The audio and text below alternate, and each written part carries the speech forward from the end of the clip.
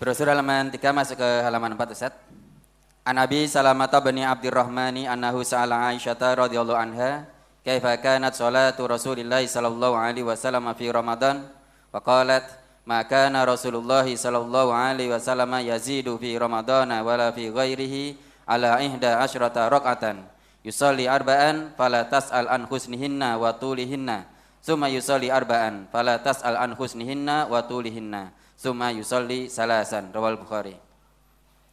Dari Abu Salamah bin Abdurrahman bahwasanya ia pernah bertanya kepada Aisyah radhiyallahu anha, bagaimanakah salatnya Rasulullah sallallahu alaihi wasallam di bulan Ramadan? Maka Aisyah berkata, Rasulullah sallallahu alaihi wasallam tidak melebihkan di bulan Ramadan maupun di luar Ramadan atas 11 rakaat. Beliau salat 4 rakaat, jangan kamu tanya bagusnya dan panjangnya. Kemudian beliau sholat 4 rakaat, jangan kamu tanya bagusnya dan panjangnya. Kemudian beliau sholat witir 3 rakaat. Hadis riwayat Bukhari. Pada hadis tersebut tertulis Nabi melakukan sholat lail baik di bulan Ramadan maupun di luar Ramadan tidak pernah lebih dari 11 rakaat. Tetapi pada halaman 9.3 tertulis Rasulullah sallallahu alaihi wasallam sholat lail sampai 13 rakaat. Bagaimana pemahaman hadis tersebut Ustaz? Coba yang sampai 13 rakaat tadi coba kamu baca dulu. Halaman 9.3.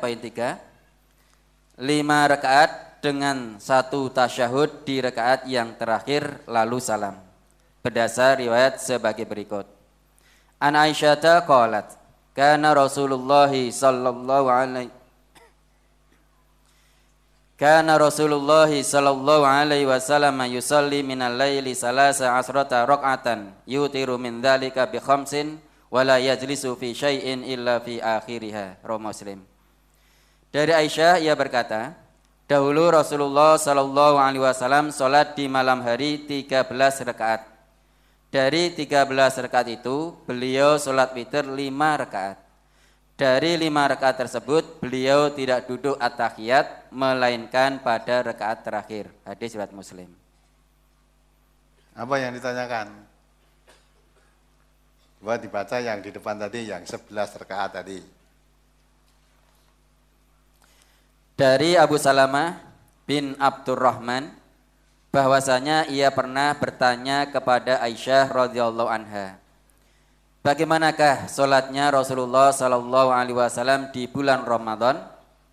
Maka Aisyah berkata, Rasulullah sallallahu alaihi wasallam tidak melebihkan di bulan Ramadan maupun di luar Ramadan atas 11 rakaat.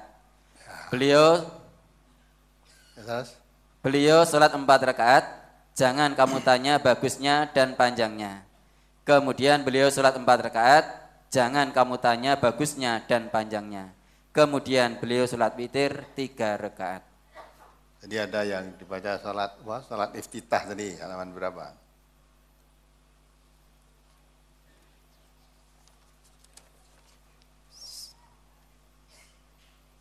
Sholat iftitah Ustaz. Ya. Di halaman 12. An Abi Hurairah anin Nabiyyi sallallahu alaihi wasallam qala Idza qama ahadukum minal laili falyaftatih salatahu bi rak'ataini khafifataini. Rawahu Muslim. Dari Abu Hurairah dari Nabi sallallahu alaihi wasallam beliau bersabda, apabila seseorang di antara kalian bangun malam, maka hendaklah ia membuka salatnya dengan 2 rakaat yang ringan. Hadis riwayat Muslim. Ya. Ini membaca hadis itu kalau satu hadis toh kadang tidak paham. Tapi dari beberapa hadis bisa dirangkum. Nabi menganjurkan kalau bangun malam mau sholat tahajud supaya diawali dengan sholat iftitah yang ringan. Maksudnya gimana? Bacaannya pendek-pendek karena Nabi biasa sholat tahajud itu tadi kan terangkan toh. Nabi baik di bulan Ramadan atau di luar Ramadan tidak pernah sholat lebih dari 11 rakaat. Mulai dari habis isya kadang sampai menjelang subuh. menjelang subuh. Berarti bacaannya panjang-panjang. 11 rakaat kok. Dari habis isya sampai menjelang subuh itu coba. Padahal saudara 11 rakaat itu paling 10 menit. Malah ada yang paling ditayangkan di sini dulu itu loh. 22 rakaat berapa menit tuh di waktu ya? 7 menit. Waktu ditayangkan di sini dari di suatu daerah kemana itu. Coba bayangkan. Nah, jadi kalau 11 rakaat tidak pernah lebih itu tahajudnya dan witirnya. Kalau ditambah dengan sholat diawali dengan 2 rakaat yang ringan berarti berapa? 13 rakaat. Ya 13 rakaat itu termasuk 2 rakaat yang ringan. Ringan itu hanya bacaannya yang pendek-pendek. Karena sholat tahajud biasanya Nabi kalau sholat panjang bacaannya. Nah, maka tidak usah. Jadi ibaratnya sebagai pemanasan untuk awal itu nanti akan lama. Nah, saudara mau sholat tarawih itu seperti yang dilakukan Nabi, no? Sudah dong gelundung durung rampung udah. Nah, rakaat itu maca surat Al-Baqarah, no? Durung rampung saudara sudah ngorok mungkin. Nah, itu kan. Maka tidak pernah Nabi lebih dari 11 rakaat tahajud dan witirnya.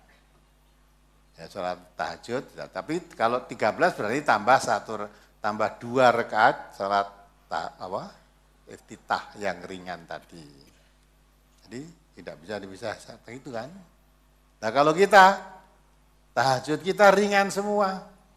Paling panjang tuh bacanya qul huwallah. Gitu. Apa meneh coba. Nah, itu.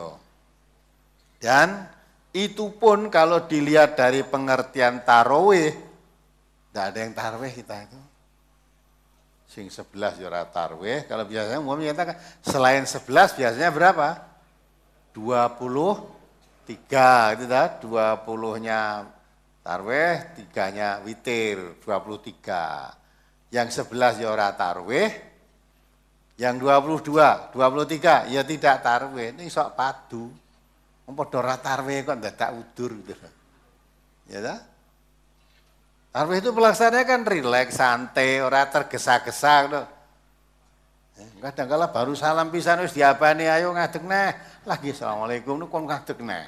Terus baru selesai gembrobios. Nah, itu padahal ini santai. Istirahat panjang tadi kan. Salat 2 rakaat, terus 4 rakaat, istirahat panjang, terus mulai salat lagi. 2 rakaat salam, setelah mendapat 4 istirahat panjang. Ya, panjang. Ambil leren di tangan saya ya boleh. Itulah. Maka masalah ini tidak pernah yang mau sholat 23 silakan, karena sudah ada batas. Lebih dari 23 pun boleh kok. Berdasarkan hadis Nabi itu, waktunya sholat tarawih itu mulai dari sholat isya sampai subuh. Kalau itu 2 rakaat salam, 2 rakaat salam. Bacaannya ya mung pendek-pendek. Kira-kira dijalankan seperti itu dapat berapa kira-kira? Ya, walaupun Nabi tidak pernah melakukan 11 lebih dari 11 rakaat, tetapi tidak membatas. Umatnya mau melakukan lebih dari itu pun boleh, silakan. Ya, yo, mula rasa ndak udur. Sing bener 11, sing bener 23 ora rasa. Masa ya ngono, sing bener minggu, ora sing bener setu. Bapak kemarin puasanya hari apa? Ahad. Ada kan hari Sabtu? Ada kan? Ya sudah. Masing-masing yang penting nganggo dalil.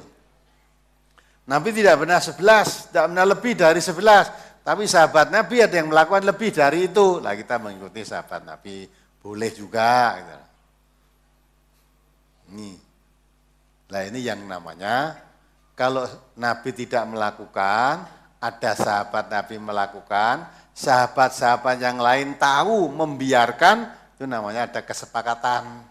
Nah itulah yang disebut ijma. Maka MTA itu tidak memakai ijma, tidak pakai Quran, sunnah, ijma, qiyas itu kita pakai.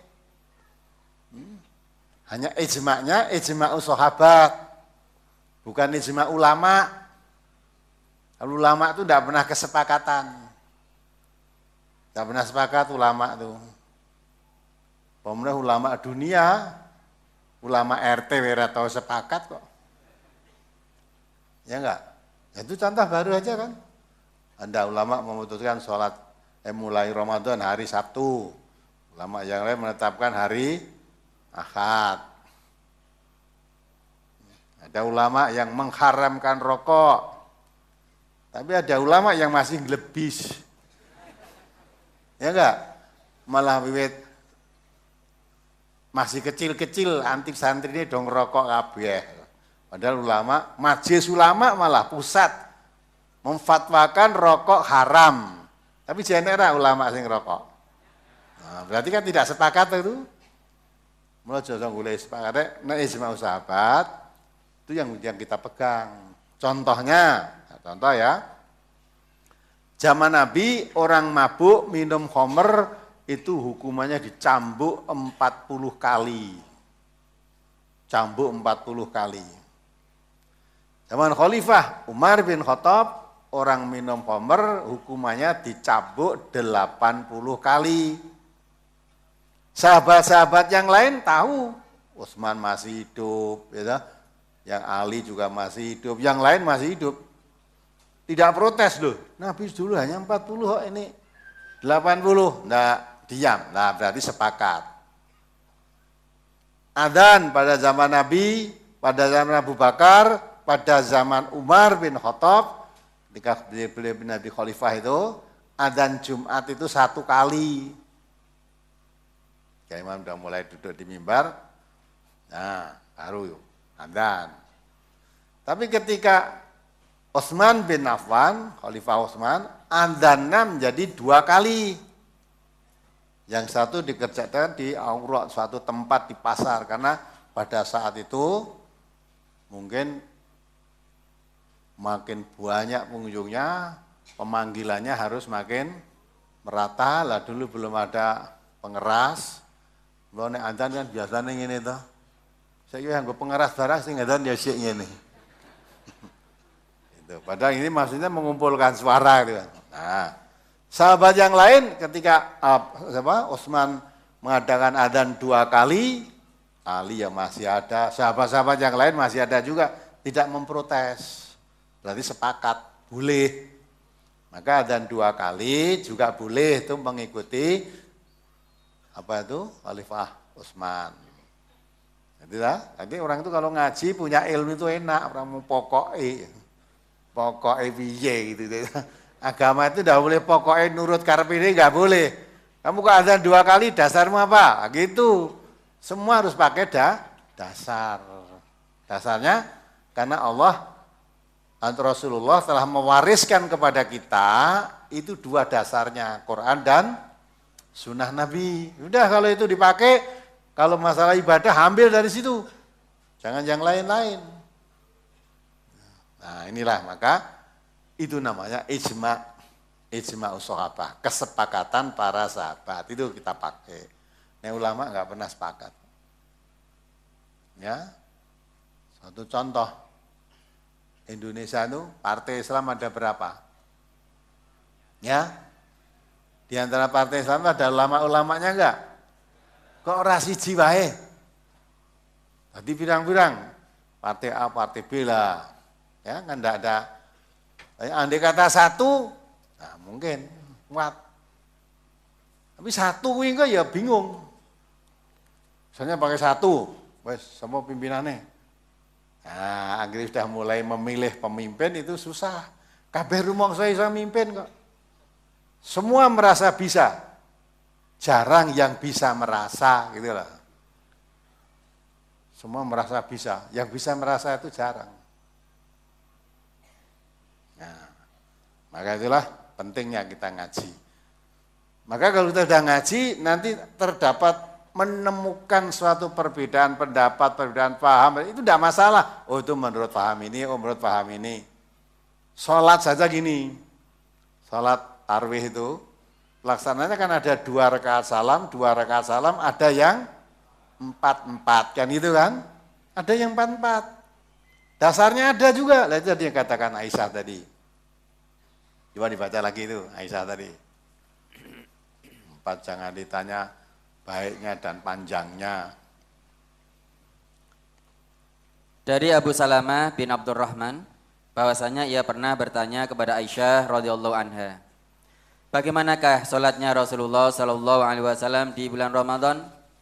Maka Aisyah berkata, Rasulullah sallallahu alaihi wasallam tidak melebihkan di bulan Ramadan maupun di luar Ramadan atas 11 rakaat. Beliau salat 4 rakaat, jangan kamu tanya bagusnya dan panjangnya. Kemudian beliau salat 4 rakaat, jangan kamu tanya bagusnya dan panjangnya. Kemudian beliau salat witir 3 rakaat. Ya, ya dah. 4 rakaat, Nabi melaksanakan salat itu 4 rakaat, jangan ditanya bagusnya dan panjangnya. Terus istirahat. Nanti salat lagi 4 rakaat, jangan ditanya bagusnya dan panjangnya. Setelah dapat 4 rakaat istirahat. Sekarang dibaca halaman 4 itu. Nanti yang di atas itu. An Ibnu Umar anna rajulan sa'ala Rasulullah sallallahu alaihi wasallam an salatil laili. Faqala Rasulullah sallallahu alaihi wasallam salatul laili masna masna. Fa idza khashiya ahadukum subha shalla rak'atan wahidatan tutiru lahu ma qad shalla. Rawahu Muslim. Dari Ibnu Umar bahwasanya ada seorang laki-laki bertanya kepada Rasulullah sallallahu alaihi wasallam tentang salat malam. Maka Rasulullah sallallahu alaihi wasallam menjawab, salat malam itu 2 rakaat, 2 rakaat. Maka apabila seseorang di antara kalian khawatir masuk subuh, hendaklah ia salat witir 1 rakaat. Yang serakaat itu mewitirkan untuk salat yang telah ia kerjakan. Ya, sudah tahu kan? Tadi Aisyah menerangkan Nabi sholatnya 4 rakaat terus istirahat, 4 rakaat terus istirahat. Tapi ketika ditanya bagaimana prakteknya sholat Nabi, Nabi menjawab, sholatul lail masna masna. Sholat malam itu 2 rakaat, 2 rakaat. Nah tadi kok 4 rakaat tidak naik, padahal pelaksananya 2 rakaat, 2 rakaat. Maka dari di situ 2 hadis itu bisa dipaham, oh kalau begitu Nabi itu sholatnya 2 rakaat, 2 rakaat, setelah dapat 4 rakaat istirahat panjang. Terus lagi, salat lagi 2 rakaat, 2 rakaat, setelah dapat 4 rakaat istirahat lagi panjang. Lah pengertiannya itu kok 2 rakaat, 2 rakaat, baru 4, kemudian lah pengertiannya pelaksanaan ini. Nabi ketika ditanya sholat malam, ya ditanya Rasulullah SAW tentang sholat malam. Rasulullah menjawab, sholatul lail masna masna. Sholat malam itu 2 rakaat, 2 rakaat. Jadi dari menggabungkan itu bukan bertentangan hadis. Jadi kalau Nabi tadi dikatakan oleh Aisyah 4 rakaat istirahat, berarti pelaksanaannya 2 salam, tak dapat terus istirahat. Yang lain memahami hadis itu tadi pokoknya 4 rakaat, salam 4, ya silahkan. Nah itu kan mengerti, oh jadi tadi memang ada hadis yang menerangkan bahwa Nabi itu sholatnya 4 rakaat istirahat, 4 rakaat istirahat. Tapi setelah dirinci ada hadis lain yang menerangkan sholatnya Nabi itu masna masna. Masna itu masnya 2 rakaat, 2 rakaat. Oh jadi pengertiannya 2 rakaat salam, 2 rakaat salam, dapat 4 rakaat istirahat. 2 rakaat salam, 2 rakaat salam, dapat 4 rakaat istirahat. Itu. Tapi ada yang tetap bersikukuh 4, ya sudah, itu namanya tidak bisa ketemu, saling menghormati. Yang 4 rakaat silahkan 4 rakaat, yang 2 rakaat 2 rakaat. Nah gitu dah, enak kalau punya ilmu itu enak. Ya. Berapa terus 2 rakaat NU kuwi, nek 4 rakaat Muhammadiyah. Itu orang rembuk NU, orang rembuk Muhammadiyah, ngerembuk Nabi. Ya, ngerembuk hadis Nabi. Dulu kan begitu toh. Anggere kuwi doa Allah apa iftitahe Allahumma ba'id kuwi mesti Muhammadiyah kuwi. Kalau iftitahe inni wajahtu wajhiya itu mesti, padahal itu semuanya ada hadisnya. Ada hadisnya. Apa ini hadis NU, hadis Muhammadiyah? Enggak ada gitu loh. Maka ngaji itu penting. Nah, terus barang NU jarine Allah apa itu inna wajahtu. Kalau Muhammadiyah Allahumma ba'id. Lah MTA malah wajahtu ya boleh. Ya. Oh, berarti MTA ora di pendirian. Ora kok ora ngono. Hadise nerangke gitu. Mula ngaji yo. Ora mung nyekel hadis siji tok go nang ngendi-ngendi. Ajarane gurune dhisik ya semua ngono kuwi, wis ora nambah. Kalau kita ngaji tahu, oh ini dasarnya hadis ini, oh ini dasarnya yang adzan 2 tadi mengikuti sahabat Nabi. Ah, boleh. Masjid gede Solo itu adzannya 2. Kalau Jumat, ini Masjid Mangkunegaran ini adzannya juga 2. Nah, kita mengerti, oh itu mengikuti zaman Khalifah Utsman. Tidak masalah. Ya. Itu Khalifah Utsman kalau mengikuti Nabi, apa endi? Apa kabeh wong Nabi yang membolehkan kok. Gitu? Semua membolehkan. Dan sahabat-sahabat Nabi ini jujur semua. Tidak mungkin akan melakukan sesuatu yang dilarang oleh Nabi. Ya, enaknya orang berilmu itu seperti itu. Orang mung padu, udur, rebutan sing orang genah. Nah, maka hindari perdebatan. Ente enggak boleh, debat agama itu enggak boleh. Ya nek takon boleh, enggak ngerti tanya. Ya. Terus ada apa? Nek wis ngerti diamalke, rasa berdebat apa meneh? Berdebat orang yang satu ngerti, satu tidak ngerti. Ya, yang tidak ngerti dasare pokoke wis ora bakal rampung. Pokoke mbahku dhisik ngene pokoke lah. Agama kan nurut bae iki piye. Ya apalagi? Jadi itu tadi tidak bertentangan ya. Jadi kalau 13 rakaat itu ditambah sholat iftitah 2 rakaat. Nah mana? Udah yang diterangkan lah di hadis lain tadi diterangkan. Dianjurkan kalau sholat malam supaya diawali dengan sholat iftitah yang ringan. Apalagi? Halaman 9, poin 4. 7 rakaat dengan 2 tasyahud di rakaat 6 dan 7 lalu salam. Berdasar riwayat sebagai berikut.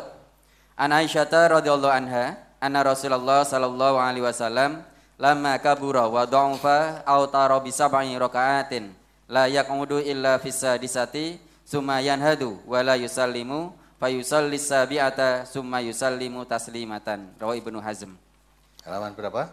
Halaman 9 Ustaz. Halaman 9 poin 4. Ya.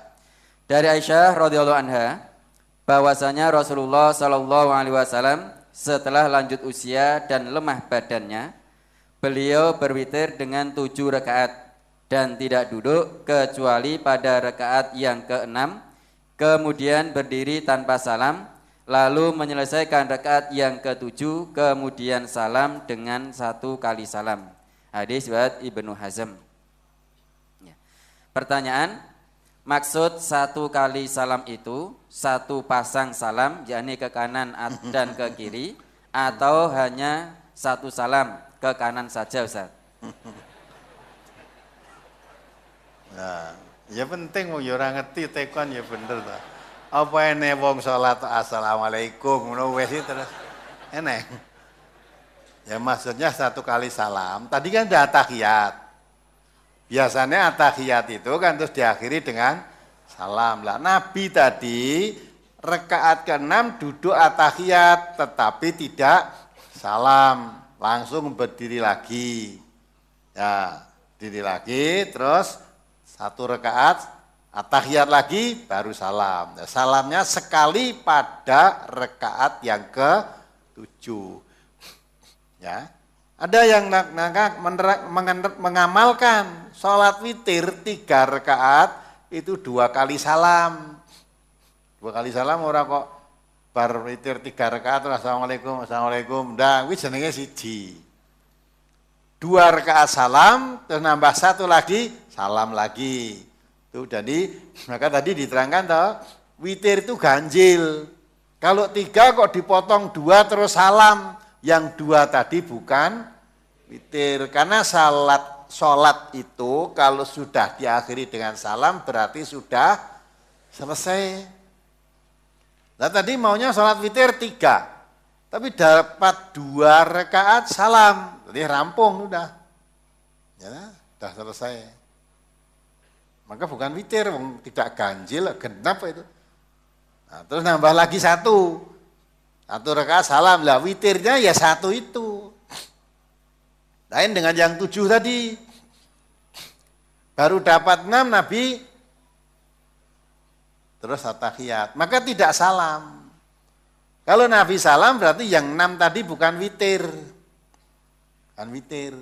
Karena mau witirnya 7, maka pada rakaat ke-6 beliau at-tahiyat, tidak salam, terus berdiri lagi, nambah 1 lagi, at-tahiyat baru salam, maka witirnya 7 rakaat, 2 at-tahiyat, 1 kali salam. 1 kali itu maksudnya ya ke kanan ke kiri, itu dihitung 1 gitu loh. Apalagi? Dari halaman 12 tentang salat iftitah, saya baca artinya. Dari Abu Hurairah, dari Nabi SAW beliau bersabda, apabila seseorang di antara kalian bangun malam, maka hendaklah ia membuka sholatnya dengan 2 rakaat yang ringan. Hadis riwayat Muslim. Pertanyaan, apakah sholat iftitah bisa dikerjakan di awal malam dan sebelum kita tidur, Ustaz? Nabi jadi coba balanan Nabi Janka. Apakah? Enggak, dibaca artinya itu. Dari Abu Hurairah, dari Nabi SAW, beliau bersabda, apabila seseorang di antara kalian bangun malam, ya, bangun malam ya tidur dong. Nah, udah tidur tuh bangun malam, mau apa itu kira-kira mau bangun malam? Mau kencing, orang iftitah.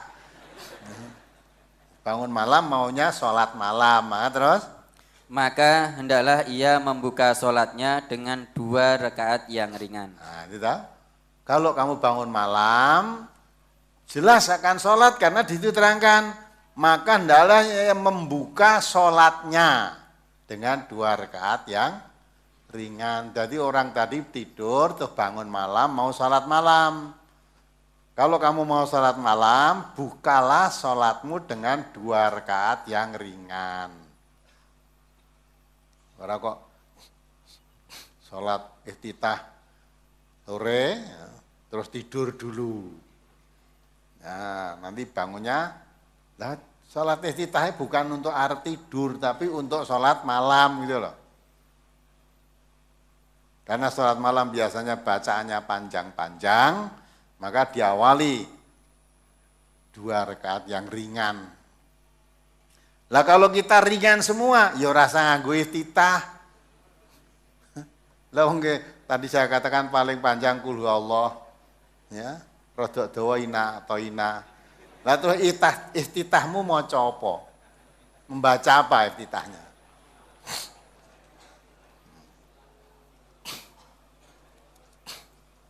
Ya, apalagi? Halaman 11 yang bawah. An Aisyata qalat qultu ya Rasulullah ara'aita in alimtu ayya lailatin lailatul qadri ma aqulu fiha qala quli Allahumma innaka afuwun tuhibbul afwa fa'fu anni rawahu Tirmidzi wa qala hadza hadisun hasanun sahih. Dari Aisyah ia berkata, aku bertanya, ya Rasulullah, bagaimana pendapat engkau apabila aku mengetahui bahwa malam itu malam Lailatul Qadar, apa yang harus aku baca? Beliau bersabda, bacalah Allahumma innaka afuwun tuhibbul afwa fa'fu anni. Ya Allah, sesungguhnya engkau maha pemaaf, engkau suka memaafkan, maka maafkanlah kesalahanku. Hadis riwayat Tirmidzi. Pertanyaan, apakah Lailatul Qadar itu tetap turun? Karena saudara-saudara kami masih banyak yang menanti datangnya malam Lailatul Qadar. Apakah sekarang ini masih turun, Ustaz? Nah, ini ada perbedaan pendapat. Sekarang yang disebut Lailatul Qadar itu apa? Kalau itu berbeda, tidak bisa sama persepsinya, ya tetap beda.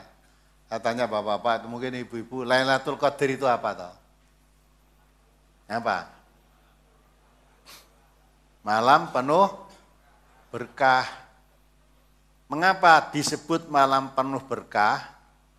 Karena malam itu turunnya wahyu Al-Quran. Sedang Al-Quran itu dikatakan Allah dalam surat Shad ayat 29, Kitabun anzalnahu ilaika mubarakun.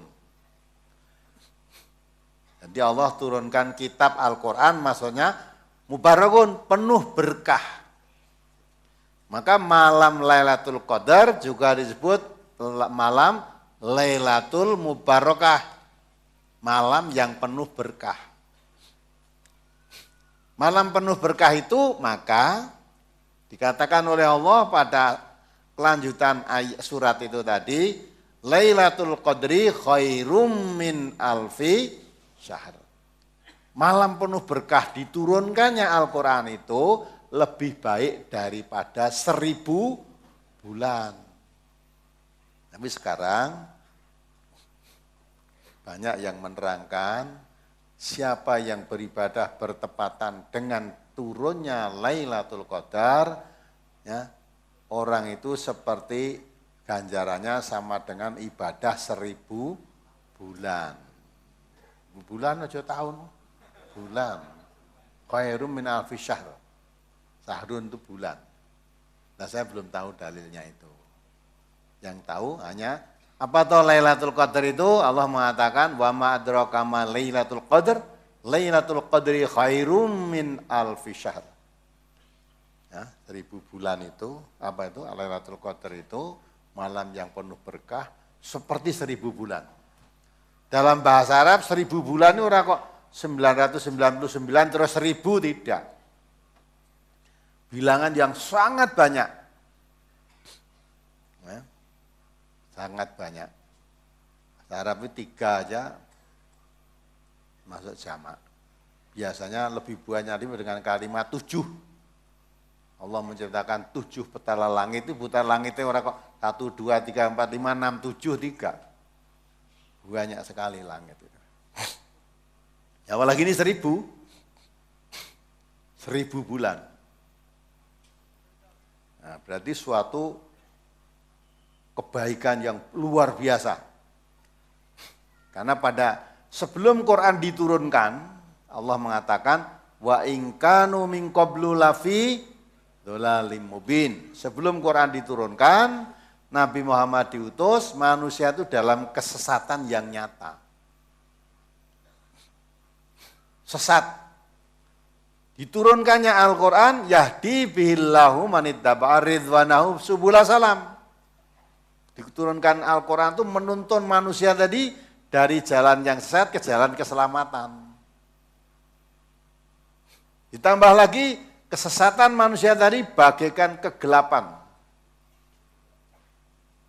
Agak akidahnya gelap. Kegelapan diartikan dalam kekafiran. Gitu?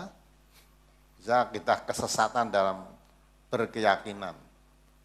Maka dengan diturunkan Al-Quran, yukhrijunas minadz-dzulumati ilan nur, manusia dikeluarkan dari gelap gulita tadi ke cahaya yang terang benderang. Maka berapa kebaikan, diselamatkan dari kesesatan, dikeluarkan dari gelap gulita menuju cahaya terang benderang. Ditambah lagi wayahdihim ila sirati mustaqim, menunjukkan manusia ke jalan yang lurus biiznihi, dengan izin Allah. Ya, jadi menunjukkan manusia ke jalan. Maka dari itulah bulan Lailatul Qadar, bulan Ramadan itu seperti itu kebaikannya. Nah, sekarang timbul pertanyaan tadi, apakah Lailatul Qadar itu tiap tahun turun? Ya. Bulan Ramadan tiap tahun datang. Tiap tahun datang.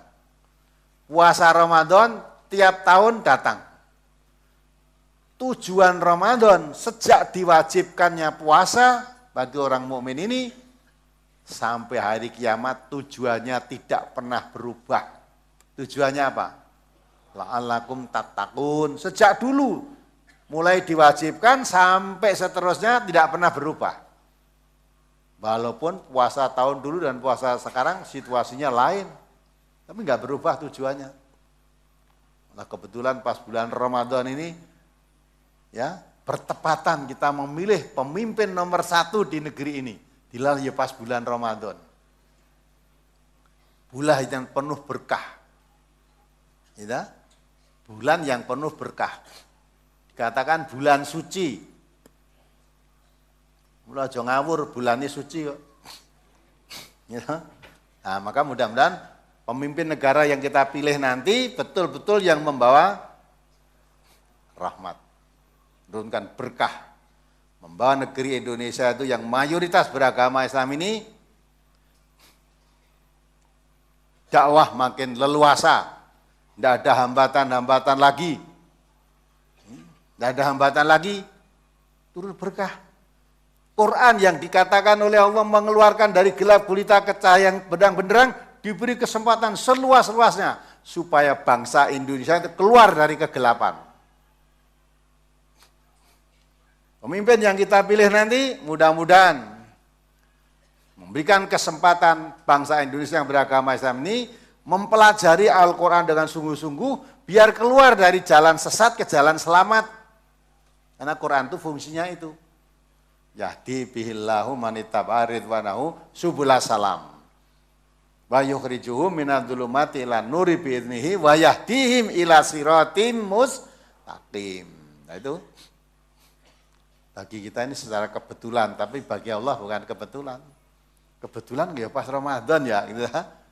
Nah, mudah-mudahan dengan pemilihan dengan Ramadan tidak ada perkelahian apa-apa.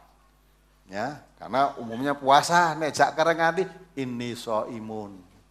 Aku sedang puasa. Dilalas yang ngarep ngajak kowe ya ini imun. Oh ya padha poso-poso ya dah tenang-tenang, enggak usah ribut-ributan. Dah kita milih pemimpin, mohon petunjuk kepada Allah. Bismillahirrahmanirrahim. Sudah mudah-mudahan nanti membawa ini bulan penuh berkah. Pemilihan kita pada presiden, memilih presiden kita kemudian yang akan membawa penuh berkah juga. Kemudian bulan suci penuh berkah, Quran diturunkan.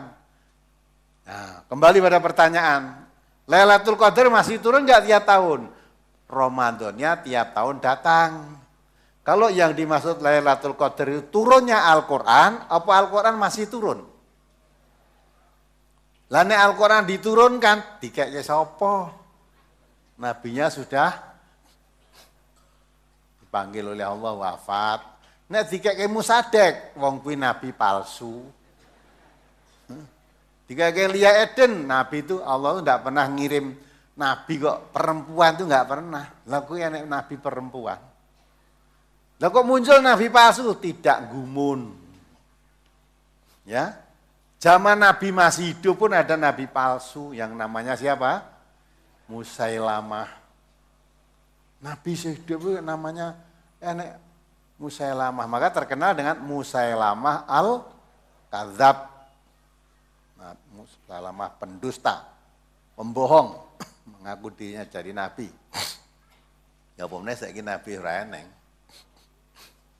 Tapi bagaimanapun juga nabi palsu ya tetap walaupun muncul nggak akan membawa apa-apa wong. Selama umat Islam itu pegang teguh Qur'annya.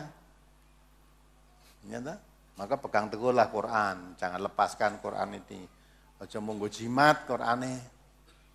Ora tau diwaca malah ditulisi wae jarak. Wah, kitab suci kok ditulisi. Nah itu piye dibuntel mori. Nah, tunggu jimat ya. Nggak bisa.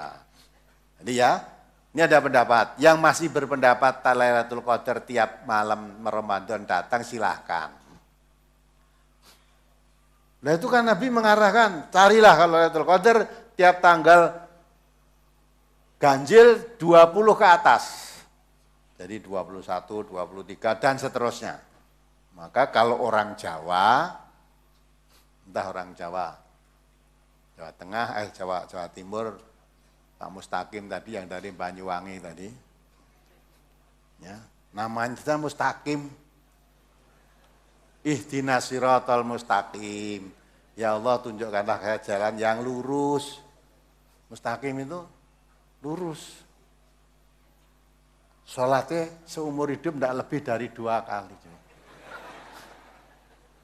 Posone lagi mulai. Tapi alhamdulillah, betul-betul beliau dapat hidayah. Untung besar. Ketika dengar ayat itu, ya, langsung neraka nanti. Bu, ini sisan-sisan, kok ada duit tak gue nyemplung neraka sisan. Luar biasa ini. Nah, maka kalau salahnya jual sisan-sisan. Itu ada yang riwayat ada orang membunuh 99 orang itu loh. Tahu kan? Terus tanya kepada orang yang dianggap alim, saya sudah membunuh 99 orang.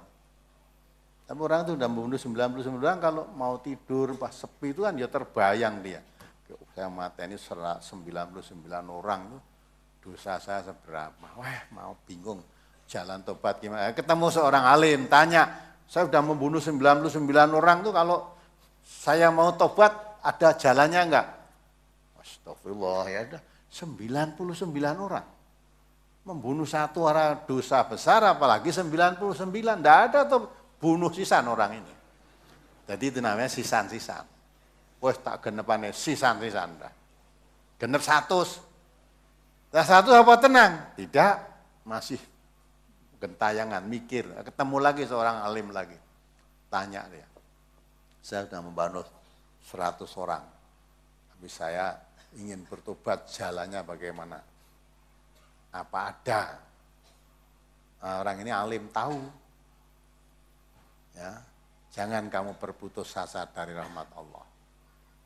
Diberi jalannya, cara bertobat begini, dilaksanakan. Ibaratnya baru mau belajar sholat, ya kamu belajar sholat di sana, tempatnya di sana, perjalanannya di jalan mati.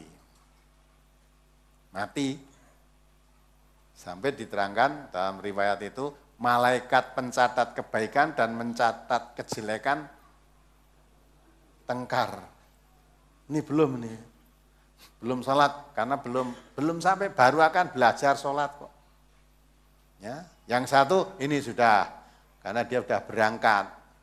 Nah, perkara di jalan mati kan bukan kehendak dia, bukan mati bunuh diri, tapi Allah kan yang mematikan dia, padu malaikat. Terus akhirnya ya sudah diukur. Ya malaikat itu yang gawa meteran barang.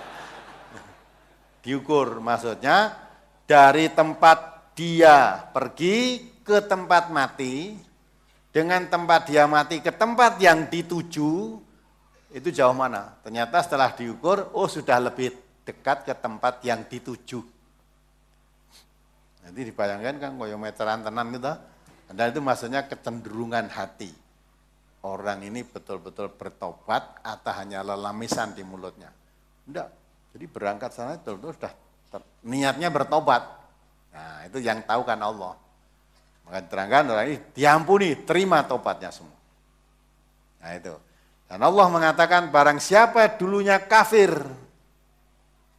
kemudian dia bertobat menjadi orang Islam, semua dosanya diampuni. Maka bahagia Pak Mustaqim tadi. Bahagia itu. Ini ojo balik kafir meneh. Kafir meneh taubatnya tidak diterima. Coba dibaca Al-Anfal ayat 38. Bukan ngomong saya, itu Allah yang ngendika. Itulah kasih sayang Allah itu. Memang kalau 40 tahun umure kok ya kejelekannya belum bisa mengalahkan kebaikannya, ada siap-siap masuk neraka. Ya. Padahal umurnya sudah 50 berapa? 54. Nah, jelas ini kejelekan saya mesti penuh, urung tahu berbuat baik kok wong salat wae. Jadi diwawancari bolong-bolong ora trima kok, bukan sekedar bolong, setahun hanya 2 kali kok. Tapi alhamdulillah beliau punya istri yang sholihah. Ngopeni kaya ngono ya sabar coba. Maka istri sholihah. Betul mudah-mudahan. Istilah ayah, alhamdulillah, sekarang baca ke, arteke, tidak. Ya, punya istri yang begitu itu sulit. Nah, coba istri bapak-bapak malah ngaji delek ke sandale kok. Iya enggak? Ngaji boleh, jangan ke MTA. Itu aliran sesat itu, aliran Wahabi itu. Ngertimu kok ngendi jarene kok. Itu malah mendorong. Coba dibaca ayatnya. Surat Al-Anfal, surat ke-8 ayat 38. Qul lil ladzina kafaru iyantahu yughfar lahum ma qad salaf wa in ya'udu faqad madat sunnatul awwalin. Katakanlah kepada orang-orang yang kafir itu, jika mereka berhenti dari kekafirannya, niscaya Allah akan mengampuni mereka tentang dosa-dosa mereka yang sudah lalu. Dan jika mereka kembali lagi, sesungguhnya akan berlaku kepada mereka sunnah Allah terhadap orang-orang dahulu. Nah, itu dah. Hei orang-orang kafir, termasuk Pak Mustaqim tadi dulunya kafir. Lawang sholat mung ping pindho, mungkin benda Idul Fitri karo Idul Adha. Ya, terus tidak sholat. Tidak sholatnya itu sadar memang ora gelem sholat. Yang Nabi mengatakan man sholata amdan faqad kafara jiharon. Siapa meninggalkan sholat dengan sengaja, jelas dia itu orang kafir. Nah, tapi Allah mengatakan kalau kamu orang kafir berhenti dari sholatmu, berhenti dari kekafiranmu, terus jadi orang Islam, semua dosa-dosamu yang telah lalu diampuni. Sudah dosa besar, dosa kecil, semua diampuni oleh Allah. Tapi ingat, jangan kembali kafir lagi. Setelah diampuni dosamu, ya, malah diterangkan dalam hadis, kebaikannya ketika kafir dulu tidak dicatat oleh Allah, setelah jadi orang Islam, kebaikannya dicatat, menjadi pahala. Dosanya hapus, pahalanya besar. Tapi kalau nanti kafir lagi, rusak semua amalnya. Habitat a'maluhum, rusak semua amalnya. Dah. Nah, maka jangan sampai kembali kafir lagi. Dan tadi sudah bersumpah, wallahi ya, sampai mati pokoknya jangan sampai. Supaya umurnya sudah sekian tahun, kalau tidak segera nanti sebentar lagi disemprit prekek, no? Disemprit, itu bagus. Mendapatkan seperti ini juga tidak mudah. Itu betul-betul dapat hidayah. Yang tadinya kafir menentang begitu, ya dapat dengar radio terus dapat ya. Padahal sing salat sijik kecil krungu radio anyel kene kok. Malah boting krungu radio. Keprukan we radio niku. Keprukan wong radiomu dhewe. Apa? Oh, sasi Ramadan, masjid-masjid tidak pernah isi pengajiannya, sekarang ada pengajian. Lah kok sing nyetel radio pengajian malah kon ngendek. Nanti melanggar wewenang. Dia tidak punya hak. Pokoknya polsek, camat, koramil tidak berhak menyetop radio. Radio memancar itu adalah izin resmi dari Kominfo, dari Jakarta sana. Lah kok nyetop nang ngisor. Terus alasannya mergo nyetel pengajian MTA. Lah nek butuh ora seneng ngrungokke radio MTA, aja mbok setel gelombangmu. Radio, misalnya aku ora seneng wah kok pengajian MTA, ganti gelombang liya lah oke.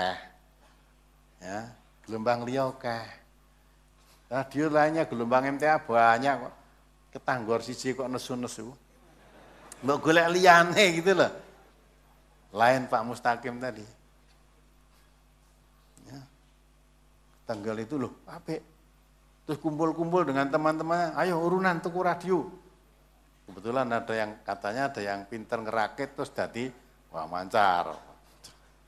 Bareng ngerungokke bareng-bareng. Nah, sekarang ada binaan di sana. Kadang tiap minggu katanya sudah lebih dari 40 orang. Ya mungkin bisa jadi perwakilan di daerah mana tadi Pak Mustaqim? Pak Mustaqim yang mana tuh orangnya? Nah, ya, itu Mustaqim. Ya, lurus, jangan Mustaqim nek nganti kafir kan ya. Orang tuanya menamakan Mustaqim itu biar jadi orang yang lurus. Ya, daerah mana Pak tadi? Rumbaya. Rumbia ya, dari Banyuwangi ke Rumbia. Saya salut, saya mendengarkan tadi dalam perjalanan. Istrinya Pak Mustaqim ini istri yang solihah. Mudah-mudahan masuk surga bersama harganya nanti ya. Oh juga. Ya tadi, tadi yang duluan, dia seorang guru, saya dengarkan juga tadi. Ya, sudah rencana jauh ingin datang ke sini. Nah, udah. Ya, nah itu mudah-mudahan suami istri yang akan dikumpulkan oleh Allah di surga nanti. Ketemu. Nah, itu kan. Jadi tidak suami istri di dunia ini aja, sampai di akhirat. Dan nanti di akhirat sudah tua, nanti jadi muda. Pak Mustaqim ya jadi muda, Bu Mustaqim jadi muda. Udah. Itu indah. Maka jangan putus asa. Ya. Jadi orang yang tidak putus asa dari rahmat Allah, insya Allah, Allah akan mengampuni dan memberi jalan keluar. Maka di situ ayat tadi menjelaskan bahwa orang yang kafir kemudian jadinya beriman, taubat dari kekafirannya, perbuatan jelek dosanya diampuni semua, kebaikan ketika kafir dicatat suatu pahala. Jadi masuk Islam bleng modalnya sudah banyak kebaikan. Nah kita yang Islam sejak umur kecil 15 tahun ya atau mungkin kurang, sejak kecil dibawa ke masjid, ya tarweh ini apa meneh golek jaburan. Nah cilik-cilik sregep iki ora ngerti tarweh apa, sing penting kok metune apa jaburane kan gitu kan. Nah ndak nganti gede terus ya salat ning ora gelem ngaji ya ora ngerti. Ndak ngerti tuntunan-tuntunan. Mulai iso bosan muni salat terus dadi medhot. Ada ya bahagialah itu. Terus apa lagi? Brosur halaman 3 Ustaz, hadis yang atas tentang bilangan rakaat salat witir. Ya. An Aisyah radhiyallahu anha qalat kana Rasulullah sallallahu alaihi wasallam yusalli ma baina an yafrugha min salatil isya'i ilal fajri 11 rakaatan. Yusallimu baina kulli rakaataini wa yutiru biwahidatin. Rawahu Muslim. Dari Aisyah radhiyallahu anha ia berkata, Rasulullah sallallahu alaihi wasallam salat antara beliau selesai dari salat Isya hingga fajar 11 rakaat. Beliau salam antara tiap-tiap 2 rakaat lalu berwitir 1 rakaat. Pertanyaan, untuk memulai salat lail setelah salat Isya apakah diperbolehkan Ustaz? Boleh, nanti diterangkan ya Nabi. Kalau itu sholat lail di bulan Ramadan. Kalau tidak bulan Ramadan kan sudah diterangkan. Itu waktunya setelah larut malam. Ya, jam 12 ke atas. Ya jam 12 bapak-bapak yang sholat. Nanti saya mulai jam 3. Jam 3. Tekan fajar kira-kira dapat berapa puluh rakaat. Jam 3 sampai subuh. Entuk piro? Nabi kok dapat 11. Nah kok saya lebih banyak? Berarti lebih lancar saya. Iya lancar kamu bacaannya, memang kamu pendek-pendek gitu lah. Gitu. Boleh kalau di luar Ramadan, di larut malam. Tapi di bulan Ramadan boleh dari awal malam, yaitu dimulai setelah sholat Isya. Apalagi? Di tempat atau di kampung saya, sholat tarawihnya setiap 4 rakaat salam. Kemudian witirnya 3 rakaat salam. Sahkah sholat saya apabila saya hanya mengikuti sholat witirnya dengan jamaah di masjid? Kemudian sholat tarawihnya saya kerjakan di rumah menjelang waktu sahur dengan munfarid Ustaz. Ya. Jadi kan tadi saya katakan ada 2 pendapat kan. Yang satu 4 rakaat dasarkan pertanyaan penjelasan Aisyah tadi ketika ditanya bagaimana sholat Nabi. Nabi sholat 4 rakaat, jangan ditanya panjang dan bagusnya, setelah istirahat panjang. Tadi sholat lagi 4 rakaat, istirahat panjang. Itu dipahami sholatnya Nabi 4 rakaat, 4 rakaat. Tapi diterangkan pada hadis yang tadi, Nabi ditanya bagaimana pelaksanaan salat malam? Salatul lail masna masna. Jadi salat malam itu dua-dua. Tambah lagi hadis ini yang baru aja dibaca tadi, ya, nomor 3 ini. Rasulullah SAW salat beliau selesai dari salat isya hingga fajar 11 rakaat. Beliau salam antara tiap-tiap 2 rakaat. Jadi salat Nabi itu 2 rakaat salam, 2 rakaat salam, 2 rakaat salam. Nah sekarang kalau saudara menemui ya salat yang tarawihnya 4 rakaat, saudara mempunyai keyakinan yang 2 rakaat, ya tidak bisa ikut. Toh. Maka yang bisa sepaham, mari kita kerjakan bersama-sama. Yang tidak bisa sepaham, dikerjakan sendiri-sendiri tanpa menghina, mengejek, memperolok-olok, menyalahkan satu dengan yang lain.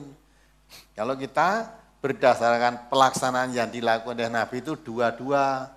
Ketika Nabi ditanya bagaimana, para sahabat ditanya bagaimana sholatnya itu, Nabi itu juga juga menjelaskan sholatul lail masna-masna, sholat malam itu dua-dua. Nah, sehingga kalau saudara sholat malam 2 rakaat menemui imamnya 4 rakaat kan nggak bisa ikut. Kalau ikut witirnya saja, lakuin yang masjid ngopo? Malah jadi tontonan memang. Lakuin aja nih dosa tok malah diam saja. Bareng witir melu, nah, ya lebih baik di rumah. Apalagi tadi diterangkan. Ya, seafdol sholat malam itu pada akhir malam, tetapi kebanyakan manusia mengerjakan pada awal malam. Jadi awal malam itu ya boleh, tapi kalau mencari pahala yang afdol pada akhir malam. Gitu lah. Itu maka kalau kita memahami banyak ilmu, nah sehingga bisa ini pengambilannya dari sini, pengambilannya dari sini. Tidak bingung. Jadi mestinya kalau kamu mau witir aja, Nabi tadi sudah menjelaskan, kalau kamu khawatir nanti malam tidak bisa bangun, sholatlah witir. Ya, belum tidur. Tapi kalau sekiranya bisa, lebih baik sholat witirnya dikerjakan nanti setelah sholat malam sebagai penutup dari sholat malamnya itu. Itu yang lebih afdol. Sholat malam itu dikerjakan pada akhir malam daripada awal malam. Lebih baik kamu enggak usah nunggu di situ, pulang nanti aja tahajud terus witir gitu. Apalagi tanggal 14 Juli ini kami sekeluarga insya Allah mau umroh dan itikaf di Masjidil Haram. Ya. Selama ini saya taraweh 22 dan 11 rakaat dengan 3 witirnya. Di Makkah ada jadwal tarawehnya 22 sebanyak 20 rakaat dilaksanakan pada jam 9 malam dan ditambah 11 rakaat sholat tahajud jam 2 malam. Pertanyaan, bolehkah menurut tuntunan saya sholat lail 31 rakaat witir dan tahajudnya Ustaz? Boleh lebih dari itu boleh kok. Ya toh? Yang penting sholat malam 2 rakaat boleh. 2 rakaat nganti ping 30 berarti berapa rakaat? 60 rakaat, nanti terus ditutup witir boleh juga. Tapi kan dikatakan Nabi tidak pernah lebih 11 rakaat.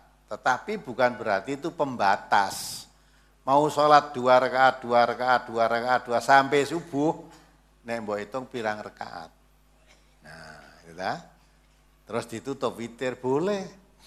Boleh. Pemene mau 31. Ya. Mbok swidak boleh. Tak siji boleh. Apalagi? Berkaitan dengan brosur sementara cukup Ustaz. Ya, alhamdulillah. Ya, dijawab pertanyaan minggu yang lalu. Pertanyaan akad 23 Maret 2014. Mohon diterangkan Quran Surat Al-Ma'idah ayat 35. Artinya, Dan carilah wasilah atau jalan untuk mendekatkan diri kepadanya, Ustaz. Baca ayatnya.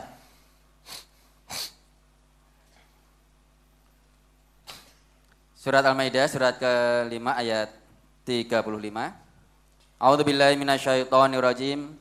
Ya ayyuhalladzina amanu taqullaha wabtaghu ilaihil wasilata wajahidu fi sabilihi la'allakum tuflihun. Hai orang-orang yang beriman, bertakwalah kepada Allah dan carilah jalan yang mendekatkan diri kepadanya dan berjihadlah pada jalannya supaya kamu mendapat keberuntungan. Ya. Yang ditanyakan, dan carilah wasilah atau jalan untuk mendekatkan diri kepadanya, Ustaz. Nah, orang-orang yang menyembah patung itu diarani nyembah patung tidak mau. Saya tidak menyembah patung. Ya, saya hanya menjadikan patung ini sebagai perantara untuk mendekatkan diri kepada Allah. Bisa. Jadi dengan patung itu mendekatkan diri pada Allah bisa. Maksudnya mencari jalan pendekatan diri dengan Allah ini dengan apa? Coba dah surat As-Saba ayat 37 itu. Surat Saba surat ke-34 ayat 37. Wa ma amwalukum wala auladukum billati tuqarribukum indana zulfa illa man amana wa amila shalihan faulaika lahum jazaa'ud dhi'fi bima 'amilu wa hum fil ghurfati aminun. Dan sekali-kali bukanlah harta dan bukan pula anak-anak kamu yang mendekatkan kamu kepada kami sedikit pun. Dan sekali-kali bukanlah harta dan bukan pula anak-anak kamu yang mendekatkan kamu kepada kami sedikit pun. Sekali lagi. Dan sekali-kali bukanlah harta dan bukan pula anak-anak kamu yang mendekatkan kamu kepada kami sedikit pun. Nah, ini yang dicari tadi kan wasilah untuk mendekatkan diri kepada Allah. Sedang Allah menjelaskan yang bisa mendekatkan dirimu kepada Allah itu bukan hartamu, bukan anakmu. Ya, sekalipun anakmu jadi orang-orang alim semua, tidak bisa mendekatkan dirimu kepada aku Allah. Sekalipun hartamu banyak, tidak bisa mendekatkan diri dengan hartamu kepada Allah. Tetapi, kelanjutan ayat. Tetapi orang-orang yang beriman dan mengerjakan amal-amal soleh, mereka itulah yang memperoleh balasan yang berlipat ganda disebabkan apa yang telah mereka kerjakan. Dan mereka aman sentosa di tempat-tempat yang tinggi dalam surga. Nah itu, jadi kalau ingin mendekatkan diri pada Allah, ya jangan mencari wasilah-wasilah lain, yang dukun, yang gunung kawi, atau ke kuburan, ya ke kuburan, mendekatkan diri pada Allah kok neng kuburan, ya. Apalagi ke batu, patung-patung yang disembah itu. Mereka diacarani menyembah patung enggak mau. Enggak, saya enggak menyembahnya. Hanya itu saya jadikan sarana, wasilah untuk mendekatkan diri pada Allah. Allah katakan yang mendekatkan dirimu pada Allah itu bukan hartamu, bukan anakmu, tetapi imanmu dan amal solehmu. Jadi kalau kita mencari wasilah untuk mendekatkan diri kepada Allah, perbaiki iman kita. Perbanyak amal soleh kita. Nah itu yang akan mendekatkan diri kepada Allah. Di ayat lain Allah mengatakan, yauma la yanfa'u malun wala banun illa man atallah biqalbin salim. Hartamu, anak-anak cucumu, kalau sudah dipanggil Allah, kamu enggak ada manfaat apa-apa. Jangan jaga kekiriman harta, kiriman apapun dari anak yang manfaat untuk kamu setelah kamu dipanggil oleh Allah itu hanya qalbin salim. Hati yang tunduk patuh kepada Allah ketika hidupnya di dunia. Nah itu yang akan menyelamatkan kamu semua. Nah, Jadi untuk mencari wasilah di situ, maksudnya perintah Allah itu supaya kamu bertakwa kepada Allah. Wasilah pendekatan diri kepada Allah itu bertakwa. Pengertian bertakwa melaksanakan perintah-perintahnya Allah, menjauhi larangan-larangannya Allah. Kalau orang melaksanakan perintah Allah, menjauhi larangan Allah dengan betul-betul, itu sudah orang bertakwa. Orang yang bertakwa mesti dekat kepada Allah. Lah jalan untuk menuju takwa bisa mengerti perintah, bisa mengerti larangan, ngaji. Maka saudara ngaji itu juga dalam rangka mencari pendekatan diri kepada wasilah. Sarana untuk mendekatkan diri pada Allah, saya harus tahu. Sarananya, jalannya bagaimana. Maka dengan ngaji Quran ini, setelah kita ngaji Quran, tahu, oh ini perintah Allah ini kita lakukan. Oh ini larangan Allah, tinggalkan. Nah itu jadi orang yang bertakwa. Disediakan oleh Allah surganya Allah nanti. Nah, jangan ikut-ikut orang yang tidak ngerti ya dah. Mendekatkan diri pada Allah malah tidak pernah buka Quran. Yang jadi ngantongi Quran Istanbul. Sekarang Quran Istanbul ditumpuk neng lemari jimat itu loh. Berapa itu mungkin ada 40 sudah ada itu. Apa bisa dekat dengan enggak, malah kamu percaya dengan Quran Istanbul Bogor nanti selamat, itu malah jadi syirik kan. Kamu baca aja nggak bisa kok bisa menyelamatkan dari mana. Ya apalagi? Saya mantan Nasrani, dulu mengajar di Jakarta dan membina sekolah minggu untuk masuk Nasrani. Yang demikian itu dosa saya apakah diampuni atau tidak Ustaz? Ya, kalau di dalam masuk Islam, ya seperti tadi surat Al-Anfal 38 tadi. Karena manusia terbagi dua garis besar. Islam atau kafir itu aja. Titiane Islam itu sholat. Nek ora salat, kafir. Mbuh kowe ngaku agama apa, ora sholat kafir. Itu kafir. Nah kalau kamu jadi orang Islam, kata Allah dalam surat Al-Anfal 38 tadi, semua dosa-dosamu yang lalu diampuni semuanya. Semuanya diampuni. Kebaikannya dicatat suatu kebaikan. Tapi kalau kembali kafir lagi, maka berlakulah sunatullah. Ya, menghapus semua amal kebaikan yang telah kamu lakukan dengan kekafirannya, dengan murtad itu ya. Kalau tadinya Islam kafir, tadi Islam terus keluar dari Islam namanya murtad. Semua kebaikan ketika Islam, saudara ya haji, puasa, sudah jalani semua murtad. Hajinya, puasanya, zakatnya, sholatnya rusak semua, gugur. Habitat a'maluhum. Tapi kalau dulunya kafir ya semalingnya sudah mau lima jalani kabeh. Taubat jadi orang Islam, semua dosanya diampuni. Ya. Nah, disitulah satu. Maka kalau dia tadi non Muslim, sudah jadi orang Islam, jadi orang yang tekun, udah jangan Islam syahadat tok terus Islam, enggak. Jadi Islam ya terus ngerti Islam, belajar tentang Islam, ngamal tentang Islam, semua dosanya diampuni. Berbahagia.